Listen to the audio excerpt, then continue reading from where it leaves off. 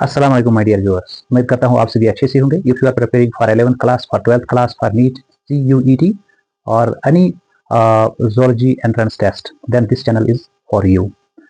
Subscribe and like.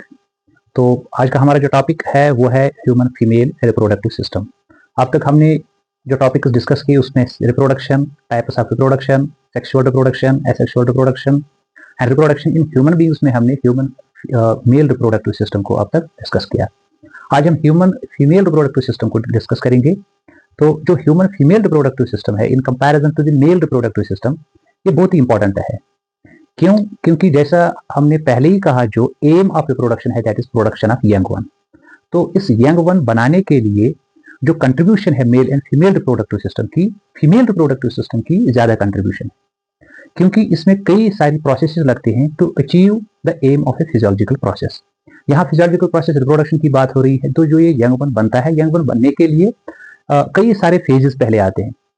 तो सबसे ज्यादा जो फेजेस होते हैं वो फीमेल रिप्रोडक्टिव सिस्टम परफॉर्म करता है, क्योंकि फीमेल रिप्रोडक्टिव सिस्टम में ही फर्टिलाइजेशन होता है। फीमेल रिप्रोडक्टिव सिस्टम के अंदर ही कॉन्सेप्शन या इम्प्लांटेशन होता है, प्लेसेंटेशन, फॉर्मेशन ऑफ प्लेसेंटा और एम्ब्रियोजेनेसिस में जितने भी सारे स्टेजेस हम आगे पढ़ेंगे, morula, blastula, gastrula, ultimately foetus formation, वो सारे फीमेल रिप्रोडक्टिव सिस्टम ही परफॉर्म करता है, उसी के अंदर होते हैं। और इतना ही नहीं, यहाँ तक कि जो पार्टुरेशन है यानी जो चाइल्ड बर्थ है, that is the contribution of female reproductive system. और उसके अलावा फिर after parturition when baby is delivered, उसके बाद जो बेबी की फीडिंग होती है, that feeding is also being performed by human female reproductive system through its accessory modified glands, what we call as mammary glands. तो इतना सारा कंट्रीब्यूशन एक बेबी के बनने में, एक यंग वन के बनने में फीमेल रिप्रोडक्टिव सिस्टम जो है परफॉर्म करता है। That is why today's topic is going to be very important as well as very interesting. तो ये जो इसके डिफरेंट कंपोनेंट्स है, पहला कंपोनेंट यूजुअली 12th क्लास का स्टूडेंट होता है, उसे पूछा जाता है drive label diagram of human female reproductive system. तो पहले डायग्रामेटिकली हमें अंडरस्टैंड करना होगा कौन सा structure region female reproductive system के अंदर कहाँ पे होता है। ठीक, तो इसके लिए आपको घर में भी ट्राई करना पड़ेगा, एक दो बार ड्रा करना पड़ेगा फीमेल रिप्रोडक्टिव सिस्टम, ताकि आप इसको सिंपली इसको ड्रा कर सको।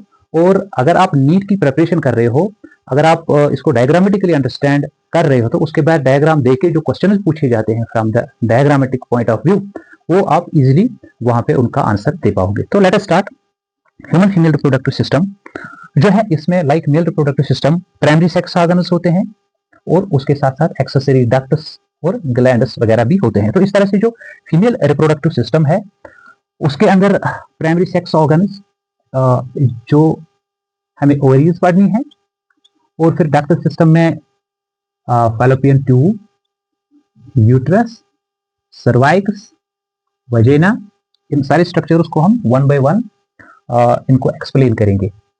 तो यहाँ पे हम नाम लिख रहे हैं the different structures which form the human female reproductive system.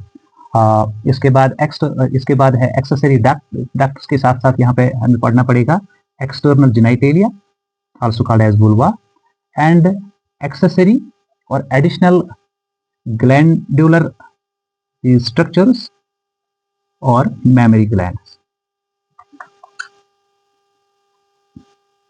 और mammary glands। तो ये डिफरेंट स्ट्रक्चर्स हैं which ultimately form the whole human female reproductive system। तो डायग्रामेटिकली पहले इसके डिफरेंट स्ट्रक्चर्स को अंडरस्टैंड करने की कोशिश करेंगे। तो internally with in the abdominal cavity पहले हमें ये एक मेजर प्राइमरी स्ट्रक्चर देखने को मिलेगा, दिस इज ओवरी। तो ओवरी जो है, जिस तरह मेल में टेस्टिस प्राइमरी सेक्स ऑर्गन्स है, यहाँ पे ओवरीज प्राइमरी सेक्स ऑर्गन्स है। तो टेस्टिस एक्स्ट्रा एब्डोमिनल थी, उसका रीजन वो हमने कहा था टेम्परेचर 2 से 2.5 डिग्री कम होना चाहिए। तो यहाँ ओवरी के अंदर जो फंक्शंस होती है, जैसे oogenesis and synthesis of different sex hormones, उस फिजियोलॉजिकल फंक्शन के लिए ओवरी के लिए जरूरी है कि उसको बॉडी टेम्परेचर मिले, इसलिए ये ऊपर वाले ने एब्डोमिनल ही इनको रखा है। तो एब्डोमिनल है ये ओवरीज। तो इस ओवरी के साथ एसोसिएटेड ये डक्ट है, ठीक, दिस इज कॉल्ड ओविडक्ट और फैलोपियन ट्यूब। ये डक्ट है, यहाँ फैलोपियन ट्यूब, ठीक। अब इस फैलोपियन ट्यूब के डिफरेंट रीजन है, जैसे ये हैंड लाइक रीजन है, और ये रिस्ट लाइक रीजन है, और ये आर्म लाइक रीजन है। तो इन डिफरेंट रीजन्स को डिफरेंट नेम्स दिए गए हैं। ये जो फिंगर लाइक यहाँ पे प्रोजेक्शंस आपको देखने को मिल रही है, the finger like projections which are associated with the ovary, तो इन फिंगर लाइक प्रोजेक्शंस को कहते हैं fimbriae. These are called as fimbriae. ठीक, तो ये जो फिम्ब्रे है, इनके बाद फिम्ब्रे के बाद ये रिस्ट, सरा मेरा हैंड यहाँ पे समझो ये फिम्ब्रे है, और उसके बाद जो रिस्ट आता है, तो यहाँ पे जो रिस्ट लाइक रीजन ये आपको दिखता है, दिस इज इनफंडिब्यूलम।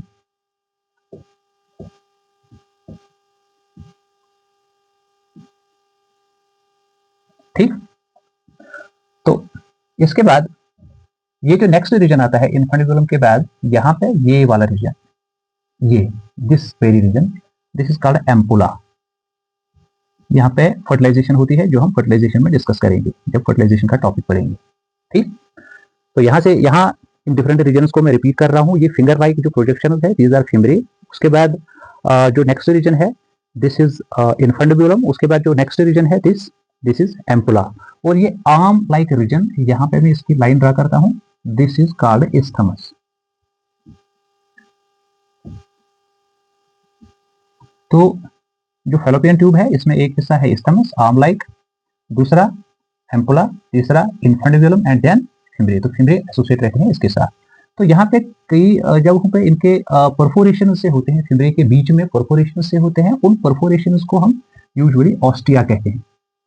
ऑस्टिया, जिनका काम होता है जब ओवरी से एग प्रोड्यूस होता है, उस एग का जो है उसको इम्बाइब किया जाता है, और वो एग उसी ऑस्टिया, उसी परफोरेशन से एम्पोला तक चला जाता है, क्योंकि ampulla is the main site for fertilization. तो जरूरी है जब एग ले होगा, उस एग को ट्रैप करना पड़ेगा with the help of this fimbriae.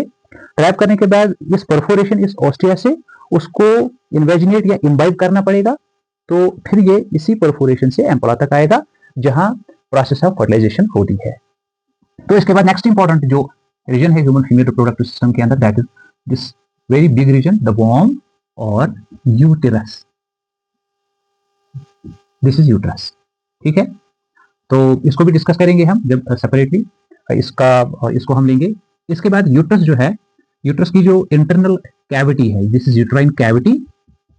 तो ये यूट्राइन कैविटी कंटिन्यू होती है with this canal like region called as cervix. ये सर्वाइकस है।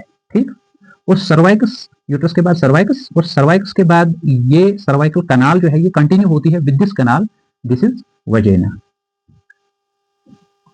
यहाँ पे एक इंपॉर्टेंट पॉइंट आपको याद रखना होगा कि सर्वाइकस और वजेना दोनों की कनाल्स को अगर हम इकट्ठा पढ़ेंगे तो इनको बर्थ कनाल कहते हैं। These are collectively called as birth canal. ठीक है, क्योंकि यहीं से जो बेबी होता है वो डिलीवर होता है, that is why it is called birth canal. तो यहाँ पे ये जो रीजन आपको सैजिटल व्यू में दिख रहा है, this is nothing but vertebral column and this is nothing but colon.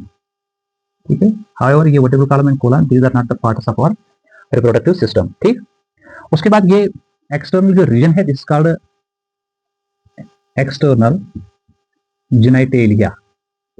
It is also called as vulva. External genitalia और वल्वा, इसमें जो डिफरेंट रीजन होते हैं उनको हम सेपरेट डिस्कस करेंगे। तो यहाँ पे हम अगर देखेंगे जो बर्थ कनाल है उसकी जो परफोरेशन है तो वो कंटिन्यू होती है, ये परफोरेशन कंटिन्यू होती है विद दिस ट्यूब और with this canal, and this canal is only responsible for the transportation of genital secretion and menstrual flow. अगर हम मेल रिप्रोडक्टिव सिस्टम की बात करेंगे तो वहां पे हमने देखा था जब यूरिथ्रा की स्टडी की थी, यूरिथ्रा जब यूरिन को ड्रेन करता था फ्रॉम द यूरिनरी ब्लैडर, उसके बाद वो इजैकुलेटरी डक्ट के साथ फ्यूज होता था, फिर कॉमन यूरिनोजेनिटल डक्ट बनाता था। लेकिन यहाँ पे आपने कोई यूरिनोजेनिटल डक्ट नहीं देखा, आपने सिर्फ जेनिटल डक्ट देखा और उसकी परफोरेशन देखी। तो ये जो इसकी परफोरेशन है, this is called vaginal orifice. This is called vaginal orifice और इंट्राइटस। ठीक है, और अगर हम यूरिनरी सिस्टम की बात करेंगे फीमेल्स के अंदर, तो इसमें यहाँ पे ये जो ड्रा किया गया है, this is what, this is urinary bladder. ठीक है, and this is urethra. Urethra, ठीक है, तो यहाँ पे ये जो यूरिथ्रा है, ये यूरिथ्रा सेपरेट है in comparison to what, birth canal. तो इसकी ओपनिंग भी सेपरेट है यहाँ पे, this is called urinary orifice, ये यूरिनरी ऑरिफिस है।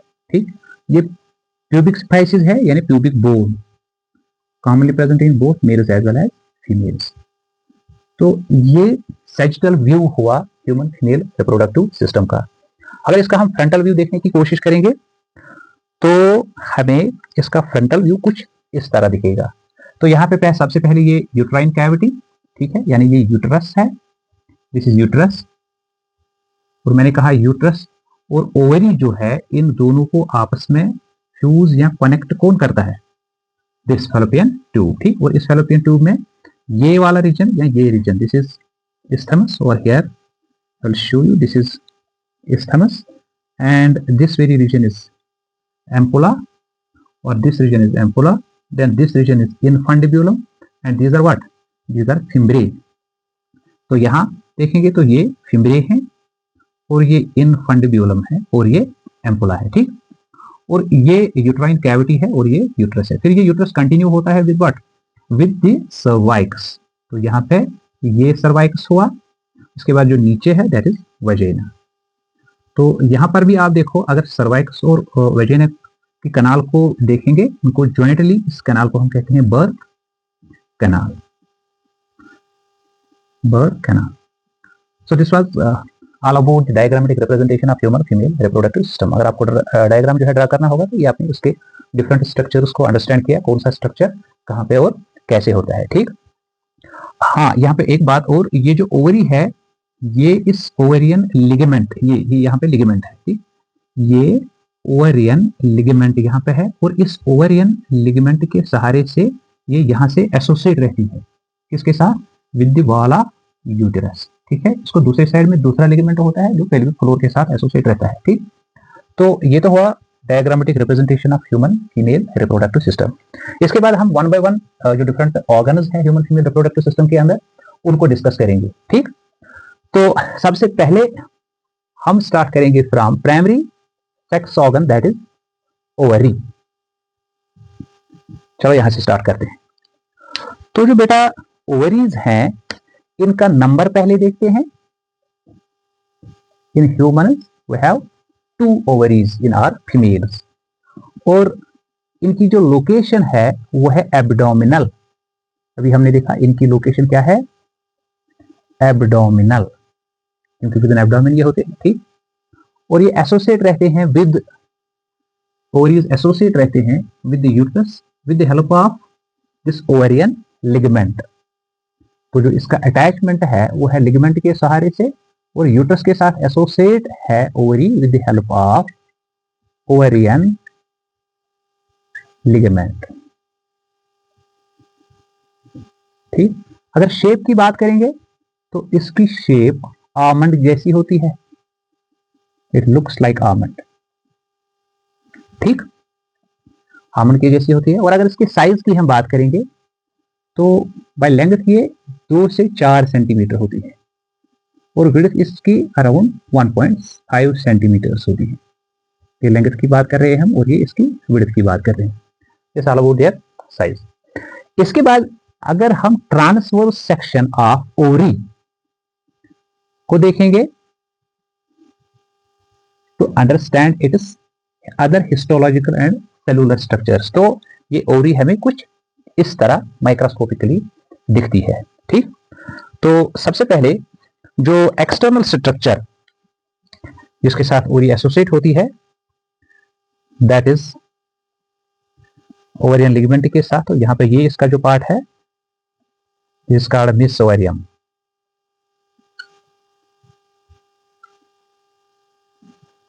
Which forms ovarian ligament. ठीक, तो ओवरी की अगर हम एक्सटर्नल सेलुलर लेयर की बात करेंगे तो इसका एक single layer of germinal epithelium होता है,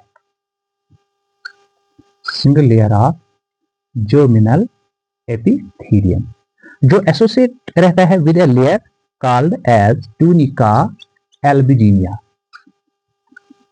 ये किसके साथ एसोसिएट है, एक कवर के साथ, एक और लेयर के साथ, which is called tunica albuginea. ठीक, तो उसके बाद अगर हम ओवरी के इंटरनल साइड को देखेंगे तो यहाँ पे हमें कुछ इस तरह के स्ट्रक्चर्स दिखते हैं, and all these minute structures are present in a matrix like substance which is called as stroma।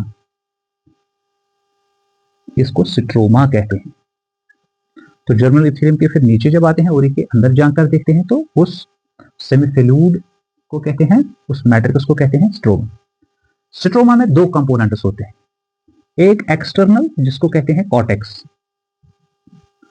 और दूसरा इंटरनल जिसको कहते हैं मेडुला। एक है कॉर्टेक्स, दूसरा है मेडुला। तो ये जो बाहर बाहर से आप देख रहे हो, ये इस लाइन के बाहर बाहर से यहां यहां यहां यहां यहां और यहां, this form is what, this form is the cortex. और ये जो आप अंदर देख रहे हो जहां पे ब्लड वेसल्स है, लिम्फ नोड्स वगैरह होते हैं, this very region forms it is medulla. ठीक है, तो ये जो जर्मिनल एपिथेलियम होता है, इस जर्मिनल एपिथेलियम में सेल साइकिल होता है, तो फिर ये प्रिमोडियल जर्म सेल्स बनाता है। तो यहां पे ये हैं प्रीमोडियल जर्म सेल्स। यही प्रिमोडियल जर्म सेल्स फिर एग मदर सेल्स बनाते हैं, जो फीमेल के अंदर oogenesis होती है, एग प्रोडक्शन होती है, वो यहीं से उनकी शुरुआत होती है। वो उसका डिटेल्ड अकाउंट हम oogenesis में आगे आने वाले लेक्चर्स में पढ़ेंगे। लेकिन जब एक मैच्योर ह्यूमन फीमेल के अंदर ओवरी को हम थ्रू यूएसजी अल्ट्रासोनोग्राफ एसेस करते हैं या एमआरआई थ्रू एसेस करते हैं, तो हमें ये germinal epithelium in different stages of development देखने को मिलता है। क्योंकि मैच्योर ह्यूमन फीमेल्स में एक सर्कल लूनर साइकिल यानी मेंस्ट्रुअल साइकिल होता है, उस मेंस्ट्रुअल साइकिल में उसकी ओवरी में different stages of this oocyte developments हमें देखने को मिलते हैं। ठीक है, वो हम oogenesis में उसकी डिटेल्ड स्टडी और मेंस्ट्रुअल साइकिल में उसकी डिटेल्ड स्टडी पढ़ेंगे। लेकिन यहाँ पे अगर हम ट्रांसफरस सेक्शन ऑफ ओवरी का देख रहे हैं तो हमें जर्मिनल जो एपिथेलियम है वो हमें मिलेगा in the different stages of development. तो इन उन डिफरेंट स्टेजेस ऑफ डेवलपमेंट को हम इस तरह नोट कर सकते हैं। यहाँ पे हमने देखा ये प्रिमोर्डियल जर्म सेल्स हैं, एग मदर सेल्स हैं। तो दूसरा जो डेवलपमेंटल स्टेज है वो है ये डेवलपमेंटल फॉलिकल। ये डेवलपमेंटल फॉलिकल यहाँ पे है, और ये फाइनली ये जब डेवलप मैच्योर होता है इन द मेंस्ट्रुअल साइकिल, फिर ये ग्राफियन फॉलिकल में कन्वर्ट होता है। इसे कहते हैं ग्राफियन फॉलिकल। ग्राफियन इसको पहले देखा था। इसके अंदर जो ये कैविटी होती है दिस इज कॉल्ड एंट्रम। और इसके अंदर एक फ्लूइड होता है, उसको कहते हैं एंट्रल फ्लूइड, उसको एंट्रल फ्लूइड कहते हैं। तो दूसरे स्टेज में ये जो ग्राफियन फॉलिकल होता है ये इस जर्मिनल इपीथेलियम के वॉल को ब्रेक करता है और ये लिबरेट करता है एग को। दिस इज एग और ओवम। असल में ये सेकेंडरी oocyte है।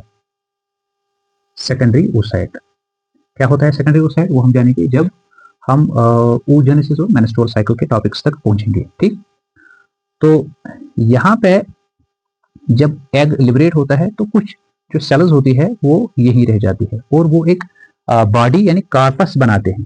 ठीक है, उसको फिर कहते हैं कार्पस ल्यूटियम। उसको कार्पस ल्यूटियम इसलिए कहते हैं क्योंकि ये एक पिगमेंट एक्यूमुलेट करते हैं जिसका नाम है ल्यूटीन, जो येलो कलर का पिगमेंट होता है। इनफैक्ट ये क्या है, ये यंग कार्पस ल्यूटियम है। जैसे एग लिबरेट होता है उसके बाद जो रिमेनिंग बॉडी होती है, बाकी सेल्स की जो बॉडी बनती है, जो फॉलिकुलर सेल्स इस एग के साथ एसोसिएट थे, वो फॉलिकुलर सेल्स ल्यूटीन पिगमेंट को अपने अंदर रखती हैं और इस बॉडी को कहते हैं corpus luteum because of presence of that lutein pigment. ठीक, और ये जो कॉर्पस ल्यूटियम है, ये कॉर्पस ल्यूटियम फिर मेंस्ट्रुअल साइकिल के डिफरेंट नेक्स्ट स्टेज में ये थोड़ा डिजेनरेट होने लगता है। तो फिर इसको ये यहाँ पे ये डिजेनरेट हो रहा है, डिजेनरेटिव फॉलिकल भी बोल सकते हैं, सॉरी डिजेनरेटिव कॉर्पस ल्यूटियम इसको बोलते हैं। और फाइनली यहाँ पे इसको कार्पस ल्यूटियम एल्बिकैनस, कार्पस ल्यूटियम एल्बिकैनस कहते हैं। इसकी दूसरी फॉर्म होती है कार्पस ल्यूटियम वीरम। उनके बारे में हम जब मेंस्ट्रुअल साइकिल पढ़ेंगे या जेस्टेशन, तब उसका डिटेल्ड अकाउंट हम देंगे। तो ये तो बात हुई ओवरी के कॉर्टेक्स ये कॉर्टेक्स के अंदर ये डिफरेंट स्ट्रक्चर्स होते हैं, यहाँ ये egg in the different stage of development होता है। उसके अंदर ये इंटीरियरली मेडुला है, ठीक है। तो ये जो मेडुला है, मेडुला में आप देख सकते हो यहाँ पे ये ब्लड वेसल्स हैं, ठीक, यहाँ पे लिम्फ डक्ट्स हैं, ठीक है, और यहाँ पे स्मूथ मसल्स भी हैं, इसके अंदर स्मूथ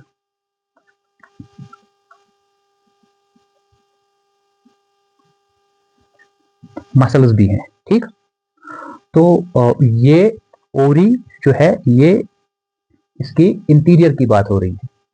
तो इसमें ये जो डिफरेंट स्ट्रक्चर्स हैं ये रिस्पॉन्सिबल होते हैं for the synthesis of female sex hormones, and ये रिस्पॉन्सिबल होते हैं हार्मोन्स के जरिए से development of secondary sexual features in human females.